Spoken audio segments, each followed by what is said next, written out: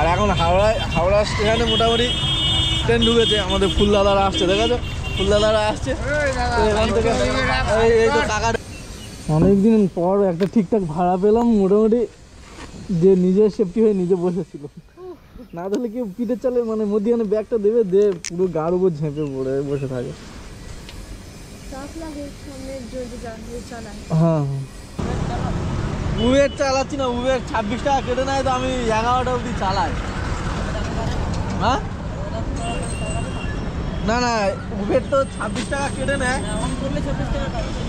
On করলে 26 টাকা কেটে নেয়। Hi guys, welcome to back to my Jayanta YouTube channel. আশা করি তোমরা সবাই ভালো আছো। তোমাদের ভালোবাসা আজকের দেখা হচ্ছে হাওড়ায় এসে গেছে, আর হাওড়া থেকে আমরা ব্লগটা স্টার্ট করব, কারণ অনেকদিন ধরে হাওড়ায় আসা হয়নি।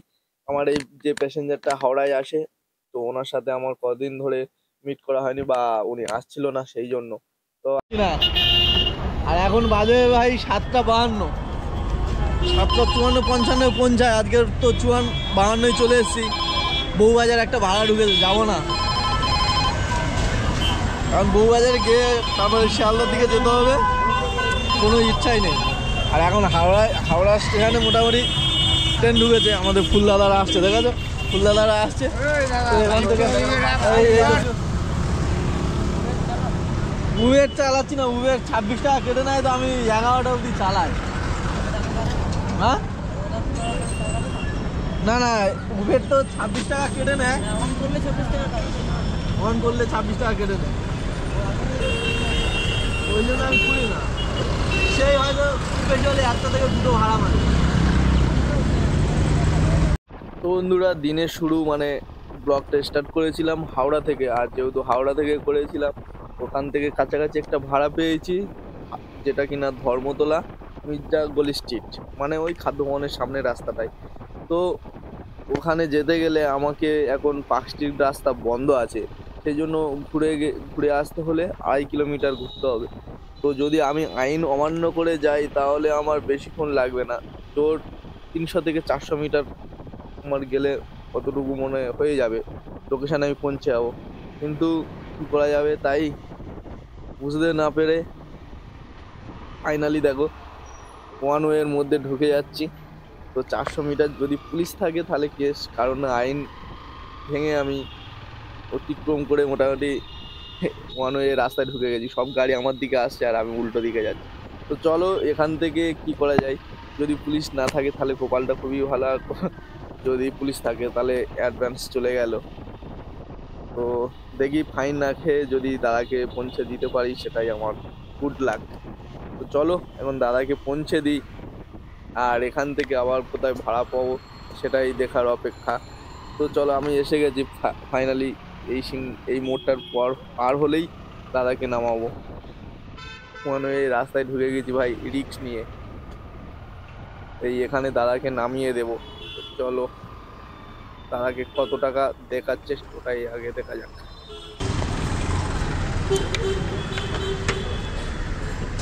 ऑनलाइन भैया, कैश भी है ऑनलाइन भी है, तुम बता दो। ऑनलाइन कीजिए। ऑनलाइन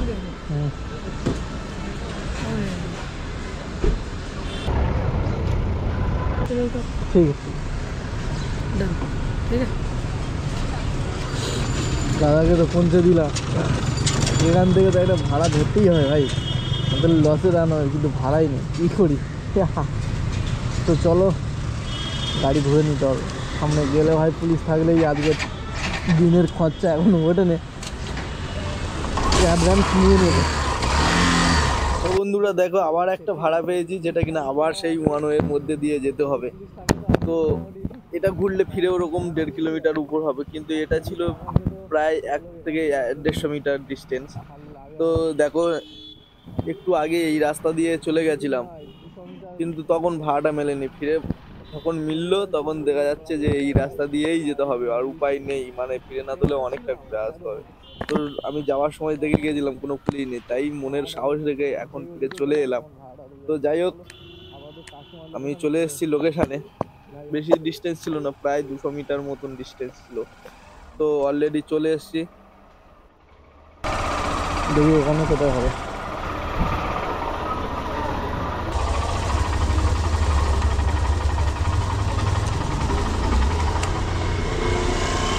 দেখি কাস্টমারকে ফোন করি,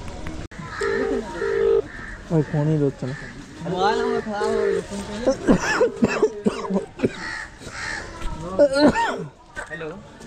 এই তো দাদা দাদা দাদা, পিছে পিছে।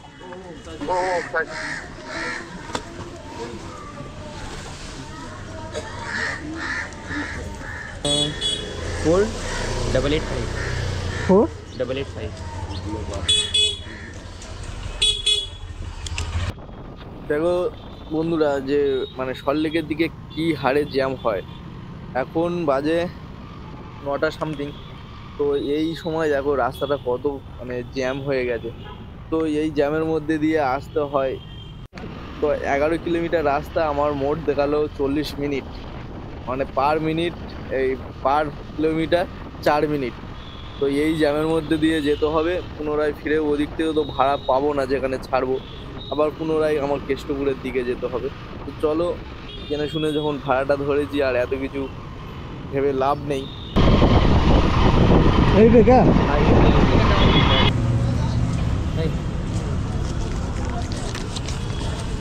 और 10 रुपये। চল ভাই চল, 110 টাকায় পৌঁছে গেলাম। কোথায়? Dharmatala to sector 5। ভাই সেক্টর 5 জ্যামটা দেখ, এই জন্য ভাই এদিকে আসতে ইচ্ছা হয় না ভাই। ওরা পরীক্ষা দেবে, লেটে আসবে, আর আমাদের যত জ্বালা।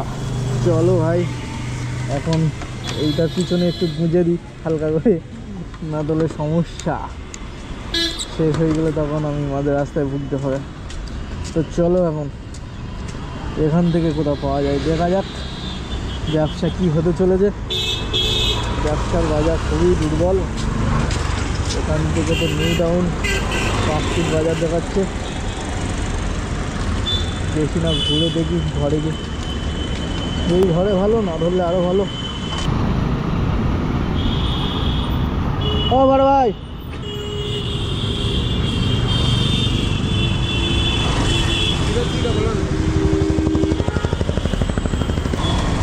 পৌঁছে দেবো, কিন্তু ওপারে এখন যেতে পারি কি 40-এর মধ্যে, আমি সেটাই ভাবছি।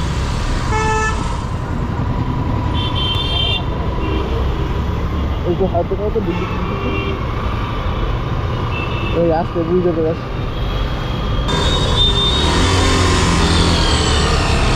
Thank you sir, thank you, I love you. এরকম স্যার যদি থাকে কলকাতায়, এত ঝামেলা হবে না, কেস খাবে না। আজকে করুণাময়ী সিগন্যালের স্যারটা মানে যথেষ্ট পরিমাণে ভালো, ভালো বললেও কম হবে, কারণ মানুষকে হেল্প করার মতন একটা স্যার ছিল। শিয়ালদা স্টেশন, টং টং।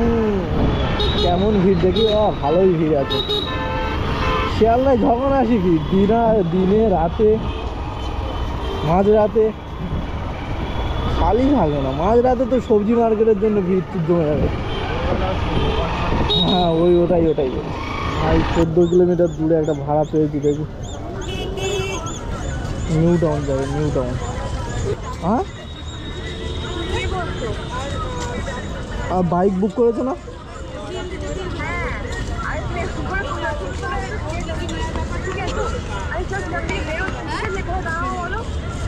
তুমি বেরিয়ে ট্যাক্সি স্ট্যান্ডের দিকে আসো। ট্যাক্সি স্ট্যান্ড, ওই প্রাইভেট গাড়ি যেখানে পার্কিং হয়, জানো? প্রাইভেট গাড়ি পার্কিং আছে, ওর নিচে দাঁড়া, ওখানে দাঁড়াও। ভাই অনেকক্ষণ বাদে বুঝতে পারলাম এখানে প্রভুজি লেখা আছে। তো দেখি, অমোমো প্রভুজি, ওই যে দাঁড়িয়ে আছে, ওই যে। তো বন্ধুরা দেখো, এখানে অনেক প্যাসেঞ্জার দাঁড়িয়ে আছে, কিন্তু আমার প্যাসেঞ্জার আমি ঠিক বুঝতে পেরেছি। আমি আপাতত প্যাসেঞ্জারের কাছে যাচ্ছি। চলো, এইটাই আমার টার্গেট, এটাই হবে হয়তো।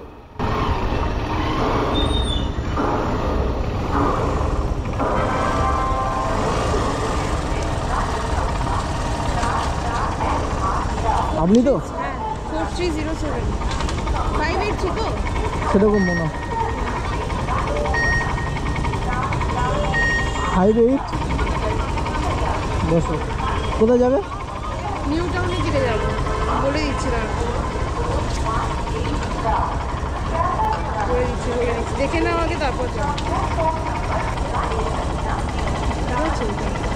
ঠিক ঠিক আমার দেখো। জানো তো জায়গাটা নিউ টাউনের ওইটা পেরিয়ে 9টার সময় এসেছিলাম, তখন পার কিলোমিটার 4 মিনিট দেখাচ্ছিল, আর এখন 10:30 বাজে, পার কিলোমিটার 5 মিনিট। মানে বুঝতে পারছো অফিস টাইমে পুরো কিরম জ্যাম হয়, পার কিলোমিটার 5 মিনিট দেখাচ্ছে। তো চলো আমাকে এখন নিউ টাউন যেতে হবে। আবার কখন ফিরবে?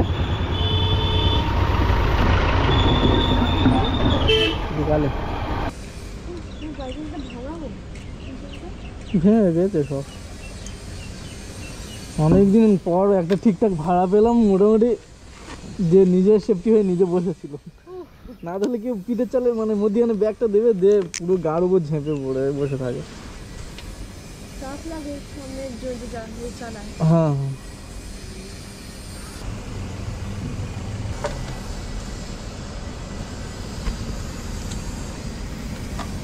হয়ে গেছে, ঠিক আছে, থ্যাংক ইউ।